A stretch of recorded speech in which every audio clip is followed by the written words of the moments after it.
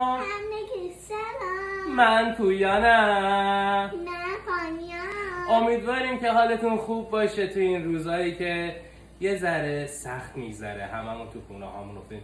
یادتون نره راستی این روزا باید دستامون رو همه تمیز کنیم، بشوریم که دوستامون، دکترها، پرستارای عزیزمون که توی بیمارستان ها دارن زحمت میکشن، اونها هم خانواده هاشون دورن به خاطر ماها و بتونیم یه کمکی بکنیم همگی با هم.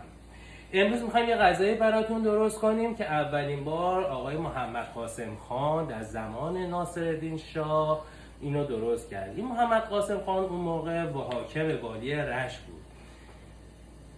این غذا شهرت گیلانی و مازندرانی داره.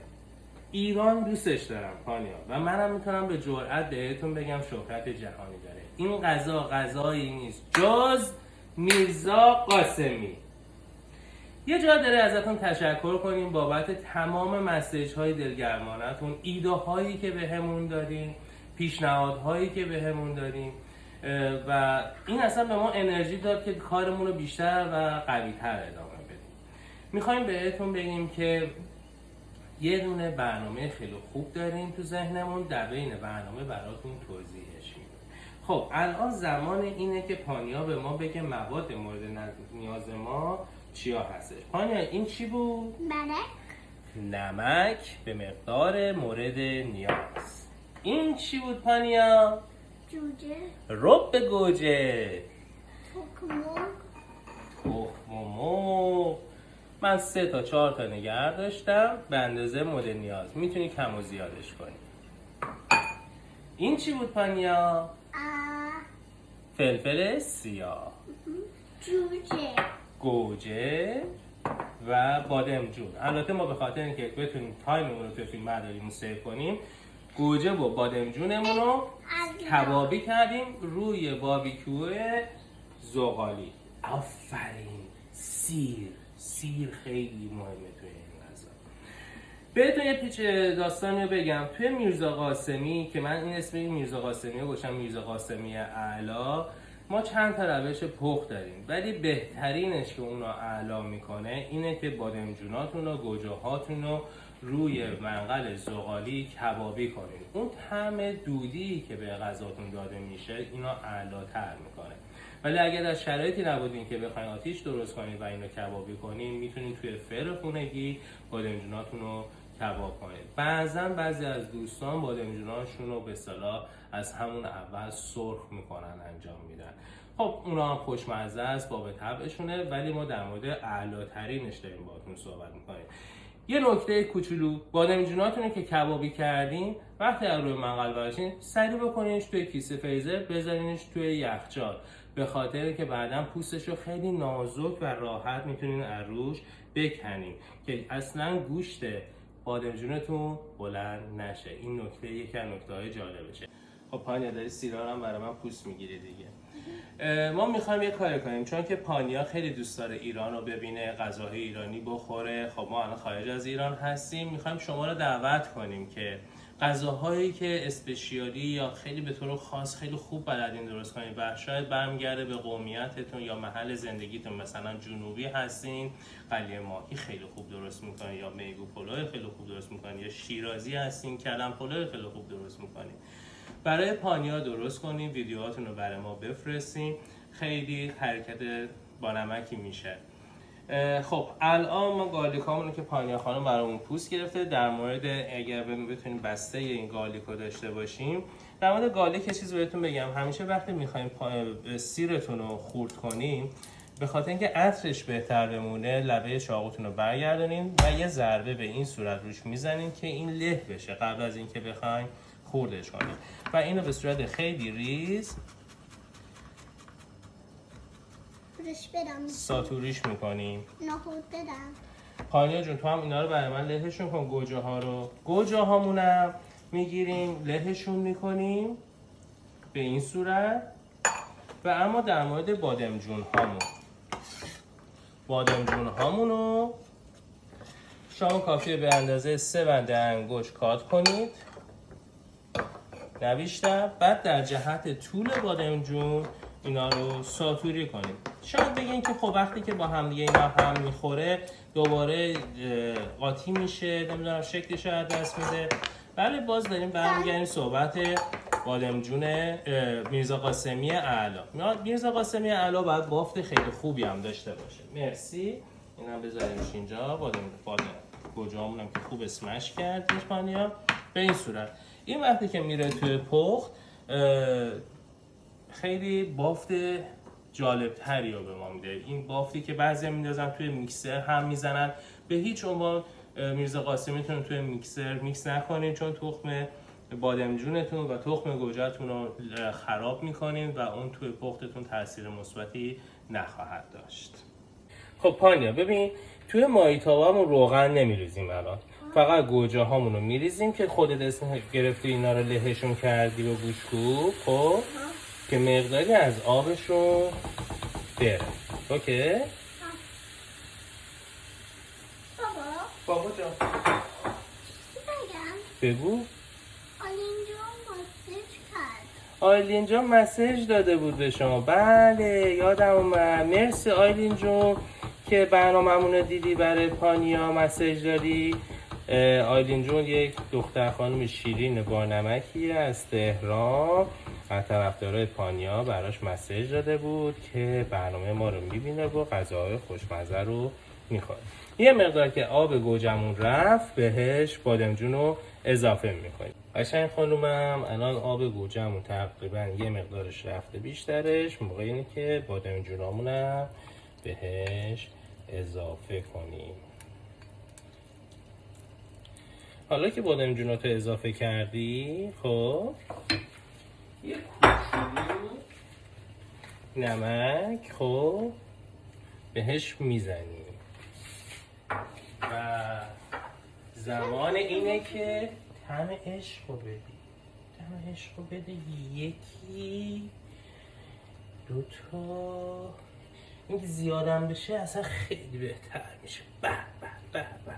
حالا تا موقعی که اینا رو یواش یواش داریم اینجا با هم مخلوط میکنیم میایم با هم دیگه یک کوچولو سیرمون هم تفت میدیم و ربمون رو به سیرمون اضافه میکنیم. خب پانیا جون لطفا یه ذره سیر بر من بریز اینجا که سرخش کنم. خب بده من هلپت کنم که نزدیکتر به آتیش بشه. خیلی من این سیرها رو پانیا پوست کنده برای من. عالی. پانیا چجوری یاد گرفتی اینا رو آخه تو؟ مامان آفرین آفرین. خب ببینید این سیر ما قرار نیستش که زیاد سرخ بشه. خب یه کوچولو که پانیا تفت خورد اینو چیکارش میکنیم؟ اون موقع بهش ربمون رو اضافه میکنیم. این هم یه اینجوری همش میزنیم با هم دیگه. حواسمون هم هست که به این هنوز به مخلوط به بادمجون و گوجمون روغن نزدیم. خب پانیا جان رب گوجمون هم اضافه کن. آفرین. یه کوچولو دیگه از این برش بده. آفرین. مرسی. خیلی هم عالی. بله دلم براتون میگفت که ما دلمون میخوایم یه سفر کلی به کل ایران داشته باشیم. لطفاً ویدیوهاتون رو بفرستین از غذاهای محلی و دستمزدهای خوبتون برای ما، به خاطر اینکه ما هر چقدر هم تجربه آشپزی داشته باشیم به اندازه کسی که غذای به اصطلاح محلی خودشو میپزه، قومیتی خودشو میپزه، ادعایی نمیتونیم داشته باشیم تو تجربه اونها. پس خیلی خوشحال میشیم که ما رو یه سفر به خونه های خودتون دعوت بکنیم. خب پانیا نگاه کن، یعنی اینجا بادمجون و گوجه‌مون آبشون رفته. خب مرحله‌ایه که بعد بهش روغن بزنیم تا یه مقدار سرخ شه، ولی ما به این روغن اضافه نمی‌کنیم. اینجا که سیر و ربمون حاضر شده تو روغن سرخش کردیم، این سیر و رب و روغن رو اضافه می‌کنیم چون نمی‌خوایم آخر کار حسابی غذای روغنی زیاد داشته باشیم، چون که یه مرحله دیگه ما روغن باید اضافه بکنیم به اینجا. قشنگ روغنمون اینجا میریزیم که الکی روغن اضافه به غذامون وارد نکنیم. خب حالا اینجا مرحله‌ایه که ما میتونیم فلفلمون هم بهش اضافه کنیم. یه کوچولو اینجوری فلفل هم میریزیم و به به به به. Smell nice پانیا. Yeah. Looks good. خیلی خوب. یه مرحله کوچولو دیگه هم داره که اون مرحله جز مراحل مهمشه. ما این ربش رو که به اضافه میکنیم به خاطر اینکه رنگ بهتری به کار ما بده. خب پانیا جون، رمز اینو برای من برید نزدشون تو. آفرین، تخم مرغ رو برای دخترم شکوندش. Good job. مرسی. اینش هم بده هم بزن سرکارش.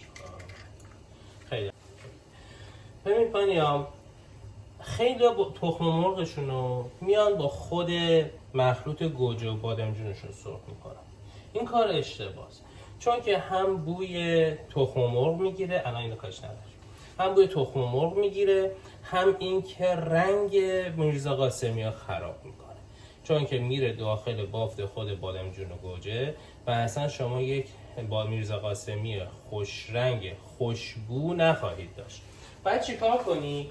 باید بیای تخم مرغاتو جداگونه سرخ کنی. خب جداگونه که میخوای سرخشون بکنیم، یه مقدار کوچولویی هم اینا رو باید همشون بزنی، ولی اولین کار هم نمیزنی تخم مرغاتو. این نکته دوم و مهم میرزا قاسمی اعلاست که اینجا هم یه مقدار بذار نمک هم بهش اضافه بکنیم. خب تو من میکنم. یا تو هم یه مقدار کوچولو، خیلی بود ببینم چون نمک از دستم یه جلو. مرسی. اینا خب میذاریم یه ذره تخم مرغمون خودشو بگیره. ببین پانیا الان تخم مرغ یه مقدار خودشو گرفته. خب الان اینا رو اینجوری کات میکنیم که به اون تیکه های کوچیکی که گفتم تبدیل شه. تخم مرغاتون هم قبل از اینکه سرخ بکنین هم نزنیدشون که زرد و سفید با هم میکس شه بعد سرخ کنین. بذارید رنگ سفید و زرد رو ما به غذامون اضافه کنیم. وای که دارم میمیرم، داره خوشمزه تر میشه هر لحظه.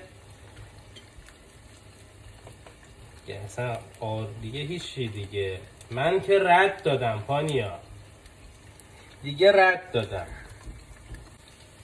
خب پانیا ببین الان اینجوری کوچولوش کردیم. خب زمانیه که به میرزا قاسمیمون اضافهش کنیم. خب ما الان اینجا دوباره توی تخم مرغمون روغن داریم. خب همین روغن استفاده میکنیم. چرا هی روغن به غذا اضافه کنیم الکی؟ خب پانیا میدونیم داریم به مرحله خوردنش نزدیک میشیم. آره خیلی خوب شد. حالا اینا رو با هم ترکیب میکنیم که خوشگل شن. میبینی پانیا چقدر خوش رنگ شد؟ قشنگ تخم مرغا و گوجه و بادمجون تو با هم دیگه هی هم میزنیم که مزه هاشون به هم بره. حالا اینجا شما میخواین شورتر شه، تندتر شه، به اندازه‌ای که دلتون بخواد میتونین بهش نمک و فلفل اضافه کنین. همونطور هم به اندازه‌ای که دلتون بخواد میتونین بهش سیر اضافه کنین.